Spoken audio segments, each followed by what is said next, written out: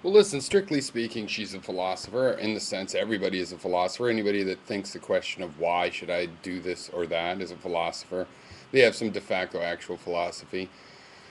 But that's also a trivial definition. So okay, everybody's a philosopher. Well, now what use is the word philosophy? None. So we might reuse it. We save that term. We remember the point that okay, officially anybody can claim this.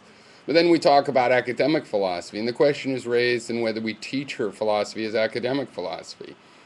No, if they teach Ayn Rand in a literature course or a science fiction course or something, they'll be teaching her philosophy. So I'm not prohibiting uh, a thing which may be called philosophy. It happens all over. Okay?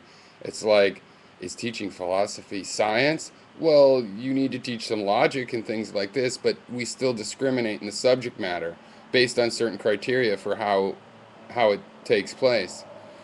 I find that her basic stance is that she agrees with objectivism to basically dismantle her claim to have done something that I consider philosophy. And I'm not talking academic philosophy. I just mean genuine philosophy that isn't just trivially there because every person has a philosophy, and if they state it, then they're a philosopher.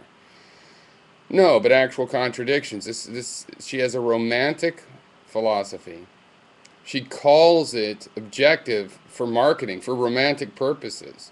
You know, if we were to teach her philosophy in a philosophy department, she would have had to, or rather, she did acknowledge she was a romantic. So it would have to be from the point of view that it's a romantic philosophy. Romantic philosophy is in the outskirts of academic philosophy, I think, because basically it's a kind of philosophy where whatever is true is whatever best fits the story. And by the way, stories are epic tales of heroes and villains, and that's just a bit old fashioned for many of us. Strictly speaking, yeah, she's a philosopher. I made a big point that everybody has a philosophy of their actions. All right, so everybody has a philosophy. If they talk about it, then they're doing philosophy. Think about it, they're doing philosophy. If they talk about it, they're sharing philosophy, and so on. But it's a trivial thing when we're really talking about something practical, which is, do we teach this as philosophy?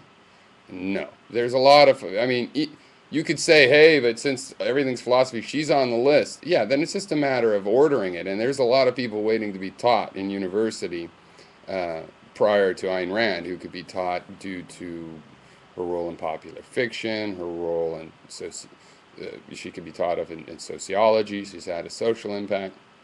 None of these things make her body of work the kind of thing that is studied as philosophy. So, and yeah, that links in the academic side of it, but it's not because it's academic. It's certainly not because they don't approve of her because she's conservative or anything like that. It's because of the way she deals with her ideas, the way she contradicts herself, the way she answers and answered contradictions. Those are the things. But in principle, fine. But as a segue into some sort of legitimizing, is that way of working as philosophy that you would actually teach people to do philosophy that way? No, I don't consider it philosophy in that use of the term.